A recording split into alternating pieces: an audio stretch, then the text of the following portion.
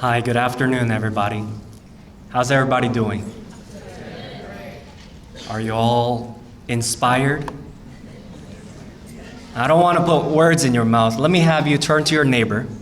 Ask them, are you inspired yet?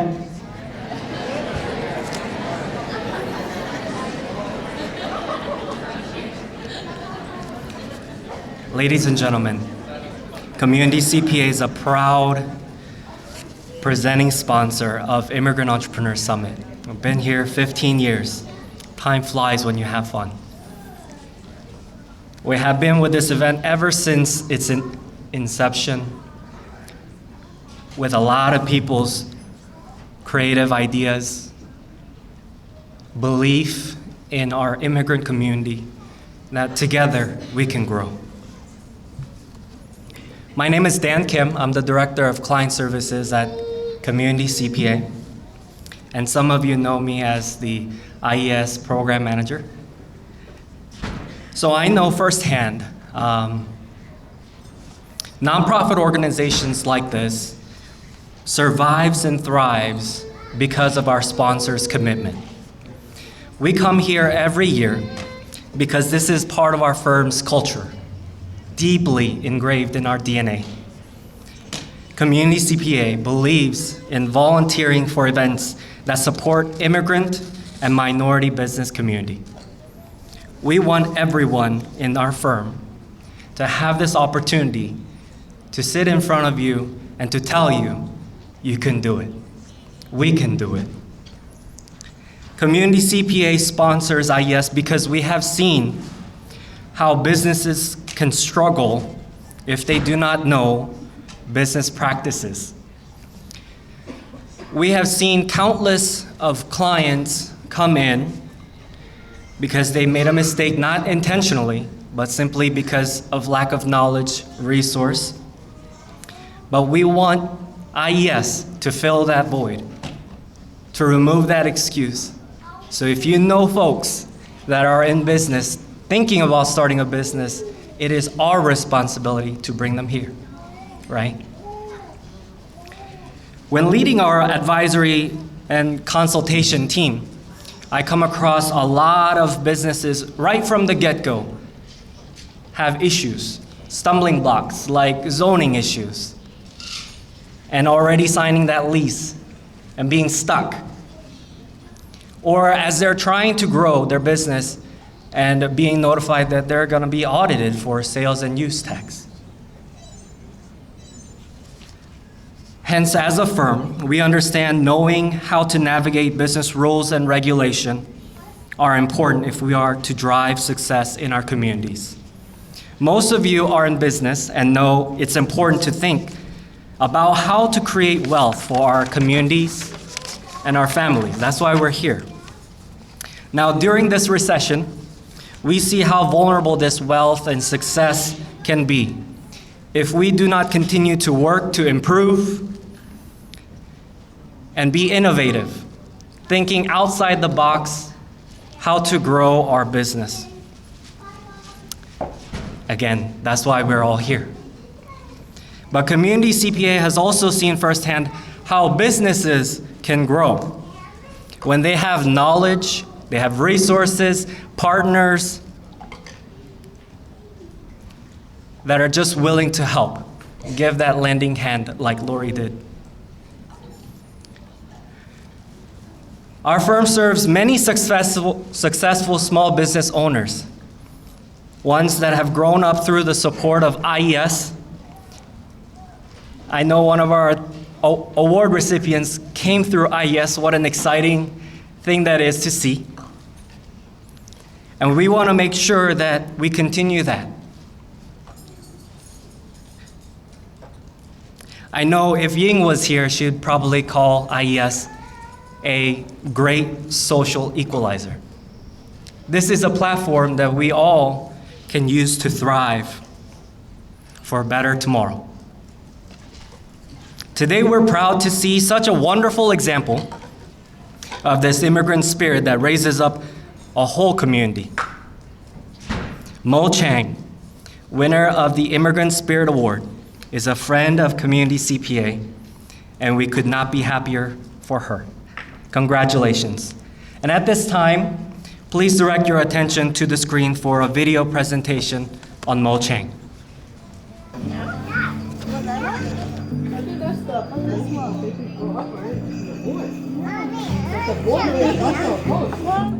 Mo Chang has memories of an idyllic early childhood in Laos, even though she was only 7 when she was evacuated to a refugee camp in Thailand with her parents and 5 brothers. It's an amazing transformation because when we first came, we didn't have anything. We went to school, nobody knows what to do with us. So we're just kind of thrown into the mix of everything. You know, some of the early struggle that we have to go through as a new refugee in this country really instilled in me as an adult. I feel that I have a responsibility to develop program, school, and services for other new refugee or immigrant that come to this country. The first in her family to earn a college degree, Mo's more than 3 decades of an illustrious career in the St. Paul Public Schools included a few years as its charter school liaison. There to assess the needs of refugees who would soon be resettled in Minnesota, Mo came full circle in 2004 when she was part of the St. Paul delegation that traveled to the refugee camp in Thailand, where she had spent time as a refugee before settling in the United States. There's 30,000 people in the camp. And so we very quickly knew with that resettlement, we were going to get over 5,000 students, K-12. And so we knew that we needed to do whatever we can to prepare the children in the community here. The experience that I have in the camp have made me realize that there's so many things out there that are important. I have to priority what are the things that I want to do for the rest of my life. Mo chose courage over comfort when she decided to resign from the St. Paul Public School District to develop the first Hmong language and culture IB World School in the nation. As founder and superintendent, she built the Community School of Excellence in 2007 from the ground up. The Asian population consists of 30% in the St. Paul School District. The majority are Hmong. Family and community have been asking that there is a need to have a school focused on the language culture because the kids were losing the language and culture. The reason that we call the Community School excellent and not a Hmong school is because we want this school to be a school that belongs to the whole community. Chinese, Korean, or any other community that are new resettling into our community, we will develop that same program for them too. We want the kids to walk into that school, feel like it's their home. We want them to feel like they can embrace their cultures. It looks and feels represent who they are. Smart, caring, and always delighted to see them, Mo's warmth and wisdom makes her an ideal mentor to the countless young people in her life. My mom passed away when I was 9. And the mentorship of being in the school with Mo, she was there for me, and she took me in as her goddaughter. It really impacted my life. It really showed me that there's actually someone out there, a mother out there like Mo, who actually really truly cares about me. Today is Monday, March 13th. Well, we are live from BF Yang Mo's Tropical. This is the rice line. Our rice will be here today. Mo left the Community School of Excellence in 2015 in response to the needs of her family and community rather than her own ambition. Mo honored her family's legacy by opening Mo's Tropical LLC, a tropical fruits and produce retail and wholesale company located in North St. Paul, Minnesota. Back in 2016, we got together and said, what are we going to do to expand our mom and dad's business? And so we thought, well, we're in cold Minnesota. We don't have a lot of tropical fruits, and a lot of Asian vegetables. So why don't we make that our niche? We always keep in mind that we're doing this for our community and not just for the money. She's a terrific boss. She's pretty flexible and she's outgoing. She's straightforward. She's with a big heart and kind. I have a customer who comes in and always asks Mo, you have anything that you could give it away for free? So Mo always like, sure. Mo goes to the store and packs some of the stuff and give it to her and say, this is for you. You can share it with your friends. She's a genuine, good-hearted individual who has a vision for herself and for the community. She has always been supporting the community, even overseas. I think people know Mo as a giver, a mentor. They call her Netay Mo. When I hear the name Netay Mo, it just means like she's a very, very good person. Like she's kind of like a mother of her community. She loves her community. She loves her students. She loves everyone. Her husband Chow, children Kimberly and David, and grandchildren Rosalie and Brielle, as well as her mother and siblings, are central to the tapestry of her beloved community. For all of her successes, spending time with them brings Mo more pride, joy, and gratitude than everything else in her accomplished life. For her boundless reservoir of tenacity and hope that raises consciousness, creates empathy, and inspires action and citizenry, as well as her generosity with which she runs her business and supports her family and community, Mo Chang is the recipient of the 2022 Immigrant Spirit Award. Please welcome Mo Chang to the stage to receive the year Immigrant Spirit Award.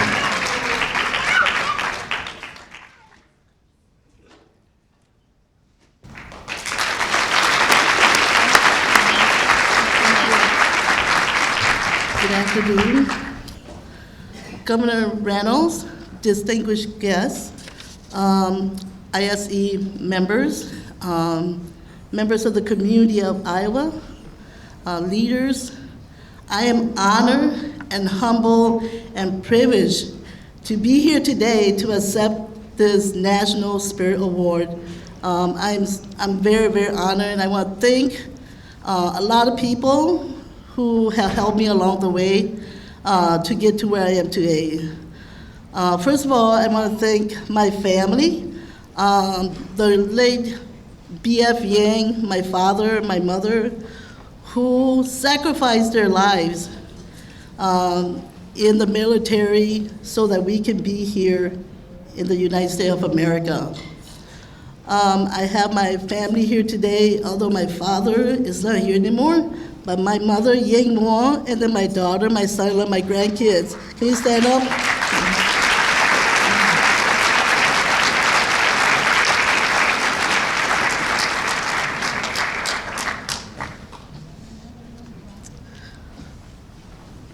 "45 years ago, I left my homeland, Laos, to come to this country with my mom and my dad, with the clothes in a bag and nothing else.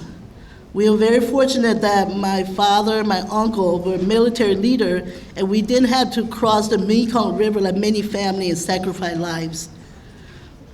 We were among the first group of Hmong refugees that were able to be sponsored by the American sponsor to be here. So we're very fortunate to be here.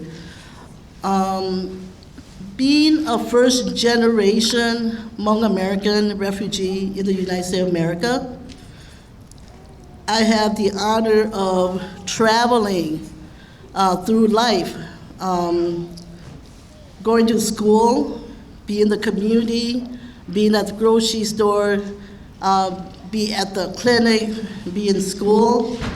I very soon realized that if I wasn't going to do it, no one else is going to. I have to sacrifice, I have to work hard, I have to go to school to become successful in this country. In the process of doing that, I learned very quickly my passion about helping myself, my family, my community. And we were very fortunate to relocate in St. Paul, Minnesota, where we have the largest Hmong concentrated population and a large population of Asian American in Minnesota. And so being the first group there, my mom, my dad, many people say, where do you get your public servant and your community service from? It's really from my mother and my father, okay? living with them, going through the process. My father would be among the first group of Hmong farmer to be farmer in Minnesota. They're the first group of leaders who put churches together, who put community event together, and community organization together, because they were among the very first group. So I learned so much from my parent, from my family, my community, on how do you adjust and make it in the United States. So as I traveled through life, I knew that anything that I can do to make life better for the rest of the people who are coming in or for my community. And that's how it got started. It was a passion. It wasn't an obligation, but a passion that I have in me with my family. So I very quickly, went to school, got married right away, went to school, and then started my job right away and really start my career in the school district. And that's where I become very, very immersed in the community, work together with organization, work together with school district, work together with nonprofit organization to whatever it takes. And one of the most rewarding things, I'm gonna make it quick, one of the most rewarding things that I have done as an educator and as a community member was to go back to Thailand, the concentrated camp, and to really go there to assess the needs, to really go there to welcome the family, and so that because they will be the last group to resettle in the United States.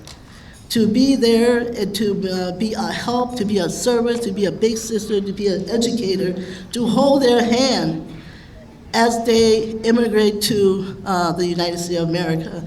I was a part of the delegation that was there. I was a part of the delegation that came back and make sure that we develop a program to meet their needs. And I'm gonna tell you, I fight as the leader of the charter school to have the first Asian-approved menu approved by USDA, because I felt that was the right thing to do. If the students eat well and they feel good, they would do good in school. So these are just the example of some of the things that I really are passionate about and did what I could to make things better for everybody. But I want to say thank you so much. You already saw my video, but I'm very humbled to be here. Governor, thank you for your leadership. Thank you for IES for bringing people like this together, to bring us leader and leader like you to inspire others. My last two words for you is, in the United States of America, anything is possible. If you put your hard work, your soul into it, you will be successful just like anybody else. Thank you very much and have a good day.